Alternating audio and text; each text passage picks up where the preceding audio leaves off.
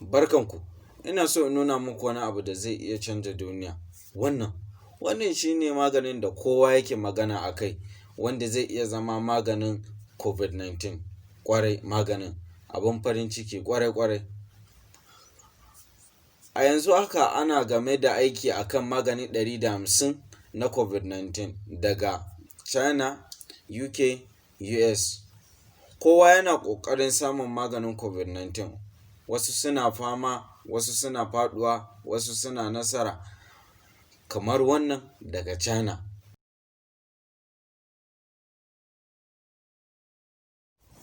An yi nasara ta farko, an yi nasara ta biyu, wanda ma'ana haka duk waɗanda suka yi amfani da wannan sun samu kariya daga COVID-19, wanda a haka ana gwajin ƙarshe, gwaji na uku, a nan matattara ta Abu Dhabi, wanda ake gwada maganin a kan mutane 15,000 da suka amince wajen gwada maganin a jikinsu a nan Abu Dhabi. Idan maganin ya yi aiki a kansu, ma'ana ya wuce gwaji na uku, wanda kenan za a iya sakinsa a duniya. Amma a yanzu ana gwaji a kan mutanen da suka zo daga wasu ƙasashe don tabbatar da cewa zai iya aiki a kan kowa. Idan aka yi nasara, to an samu maganin COVID-19. Idan wannan ya yi aiki, za mu koma rayuwarmu kamar ta da. Waɗannan mutanen su ne na farko a duniya wanda suka taimaka wajen ba da kansu da kuma lokacinsu da kuma jikinsu duk don jama'a. Wannan shi ne maganin da aka haɗa daga China, wanda ba zai sa maka ciwo ba, sai dai ya kare ka daga ciwon COVID-19.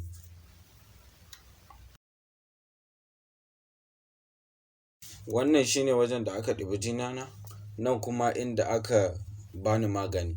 Kana ƙalau? Garau ma kuwa. Kana murna? Sosai ma.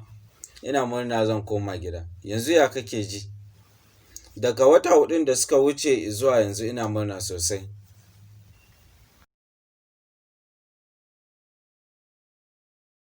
A yanzu ya kamata in ce muku, maganin ba na sayarwa ba ne.